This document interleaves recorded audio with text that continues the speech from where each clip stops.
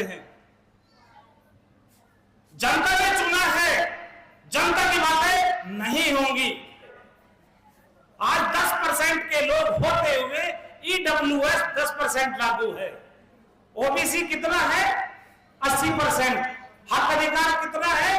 0%, 1%, 2%। क्यों भाई? इसका मतलब है कि हमारा ओबीसी समाज, पिछड़ा समाज जागा हुआ नहीं है। जागरूक समाज आपके ही बीच में SC ST OBC से कन्वर्टेड मुस्लिम समाज, चाहे कोई सी भी गवर्नमेंट हो, बिना मुसलमान के नाम लिए, बिना मुस्लिम के साथ और सहयोग के वो आगे ही नहीं बढ़ सकते। मैं लिख करके दे सकता हूं। आज यूपी में तीसरे नंबर पे पूरे देश में ताकत बनाई गई मुस्लिमों की वजह से समाजवादी सरकार। लेकिन जब समाजवादी सरकार में मुस्लिमों को सांसद विधायक बनाने की बात आती है, उनके हक अधिकार की बात आती है, तो आवाज नहीं उठती है। क्यों भाई? जिसकी वजह से तुम्हारी पार्टी इतनी ऊपर गई, वरना बताइए मुझे कितना परसेंटेज है यादव समाज का। कांग्रेस सरकार ने पूरा इतना ध्रुवीकरण किया जब से आजादी हुई है, और आजादी में सबसे ज्यादा मुस्लिम समाज का नाम है।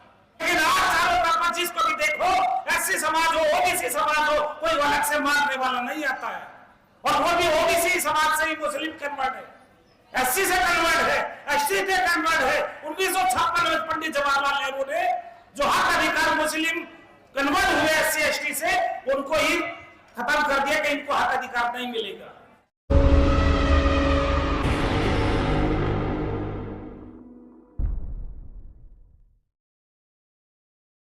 शुक्रिया, मेहरबानी। We the people, we the people by the constitutional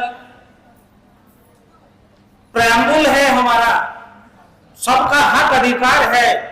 लेकिन हम लोग अपने संविधान को खोल करके पढ़ेंगे तो कुछ पता चलेगा।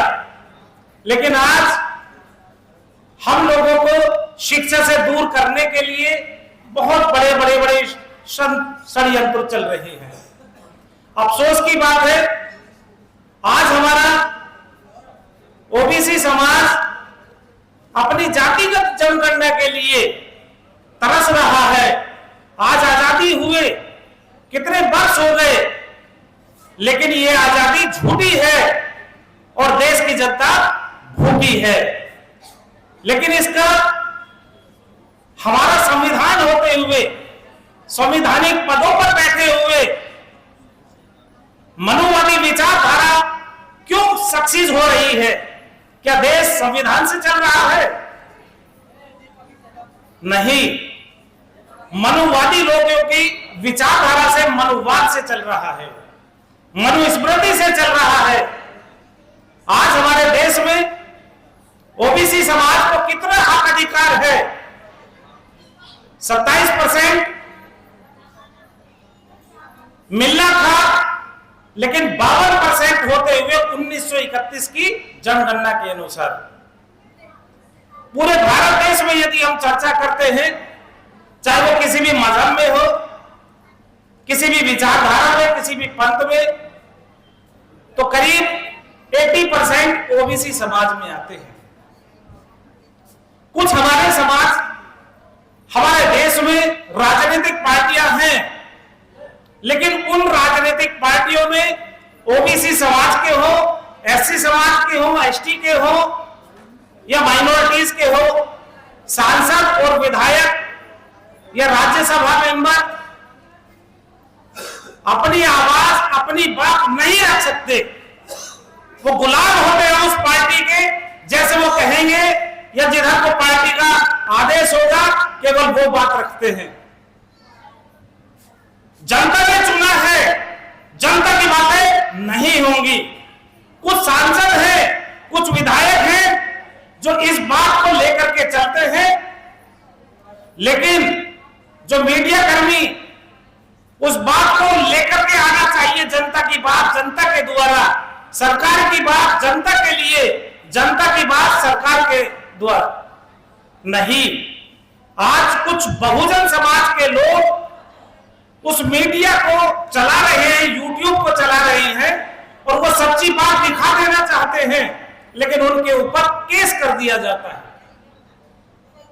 लेकिन हमारी जनता, हमारा समाज ये भूल जाते हैं कि जो हम सरकार में बैठे हैं, आज हम विधायिका में, कार्यपालिका में, न्यायपालिका में, मीडिया में किस लिए हैं इन चारों स्तंभ पर,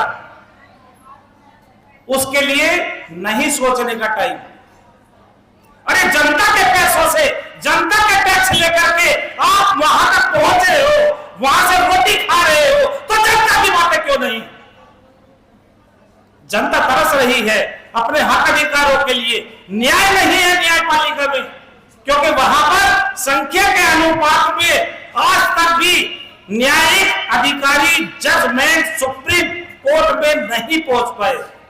अफसोस की बात है, आज 10% के लोग होते हुए ईडब्ल्यूएस 10% लागू है। ओबीसी कितना है? 80%। हक अधिकार कितना है? 0%, 1%, 2%। क्यों भाई? इसका मतलब है कि हमारा ओबीसी समाज, पिछड़ा समाज जागा हुआ नहीं है, सोया हुआ है।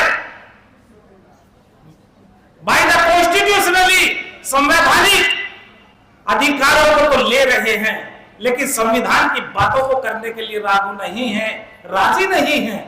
लेकिन हमारा वीदा पीपल एक ऐसा संगठन जो जितने भी आज लाखों की तादाद में सामाजिक संगठन चल रहे हैं, लेकिन उन बातों को उठाने के लिए राजी नहीं है। क्यों? क्योंकि वो लोग अपनी रोटी का रास्ता सेक रहे हैं, केवल देख रहे हैं। लेकिन वीदा पीपल अपने हिस्से की रोटी हर जनता के लिए लड़ाई लड़ने के लिए इस कॉन्स्टिट्यूशन क्लब में ये समाज में भागा हुआ फिर रहा है। मैं सैल्यूट करता हूं वीदा पीपल के साथियों को, और उसमें जो सामाजिक संगठन हमारे साथ दे रहे हैं। बाम से एक विचारधारा चली कि अपने हक अधिकार के लिए कैसे लड़ा जाए, कैसे उस बीज को बोया जाए। लेकिन वहां से कुछ लोग सीख करके अलग अलग संगठनों में जाकर के खो जाते हैं और अपनी अपनी रोटी सेकने को राष्ट्रीय अध्यक्ष बन जाते हैं। किसानों की बात करें तो किसानों में भी ऐसी फूट डाली गई कि वो अपने हक अधिकार की बात भूल करके राष्ट्रीय अध्यक्ष और अपने सामाजिक संगठन बनाने पर लग गए, क्योंकि वो एक ऐसी ताकत है, उसके रोकने के लिए सरकार ने सड़कों पर पक्के पत्थरों में बना दिए गए कि वो आगे ना बढ़ सके। मजदूर का खून पसीना चूस रहे हैं, उनका अपना पैसा नहीं है। जब किसान मजदूर लोन लेता है और उससे नहीं चुकाया जाता तो उसके घरों में बुलडोजर चला दिया जाता है या उनकी जमीनें एक्वायर कर ली जाती हैं। तो जातिगत जनगणना की तो अधिकार की या गिनती की वो लोग बात करेंगे बाद में। अब आता है बात एक जागरूक समाज आपके ही बीच में, SC ST OBC से कन्वर्टेड मुस्लिम समाज, चाहे कोई सी भी गवर्नमेंट हो, बिना मुसलमान के नाम लिए, बिना मुस्लिम के साथ और सहयोग के वो आगे ही नहीं बढ़ सकते। मैं लिख करके दे सकता हूं। लेकिन जब बात करेंगे मुस्लिम को हक अधिकार की, तो वो उनको डंडे पीटने के मिलने के अलावा कहीं कुछ नहीं मिलता, कोई सी भी सरकार हो। आज यूपी में तीसरे नंबर पे पूरे देश में ताकत बनाई गई मुस्लिमों की वजह से, समाजवादी सरकार। लेकिन जब समाजवादी सरकार में मुस्लिमों को सांसद विधायक बनाने की बात आती है, उनके हक अधिकार की बात आती है, तो आवाज नहीं उठती है। मुस्लिम क्षेत्रों में ही जहां उनकी आबादी है, तो एक परिवार समाज का, समाजवादी परिवार के ही लोग उन्हीं क्षेत्रों से अपने परिवार में सांसद विधायक बना लेते हैं। लेकिन मुस्लिमों को जब सीट बंटवारे का नाम आता है तो जीरो। ऐसा क्यों?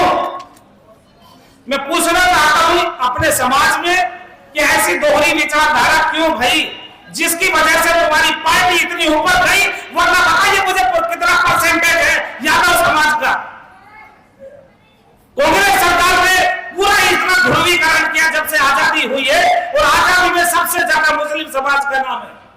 फांसी के तख्तों पर लटके हैं, पेड़ों पर लाशें मिली है, लेकिन आज चारों तरफ जिसको भी देखो, एससी समाज हो, ओबीसी समाज हो, कोई अलग से मारने वाला नहीं आता है। और वो भी ओबीसी समाज से ही मुस्लिम कन्वर्ट है, एससी से कन्वर्ट है, एसटी से कन्वर्ट है। 1956 में पंडित जवाहरलाल नेहरू ने जो हक अधिकार मुस्लिम कन्वर्ट हुए एससी एसटी से, उनको ही खत्म कर दिया कि इनको हक अधिकार नहीं मिलेगा। उसकी आवाज उठाने के लिए आज तक कोई नहीं हुआ। भाई अपने हक अधिकार के लिए जागेंगे या नहीं जागेंगे? सब लोग हाथ उठाएंगे, आवाज देंगे, हम एक अभी भी सोते रहोगे तो सो जाओगे। आने वाली नस्लें कहेंगी कि हमारे बाप दादा आजादी में जी लिए और हमें गुलामी में छोड़ गए।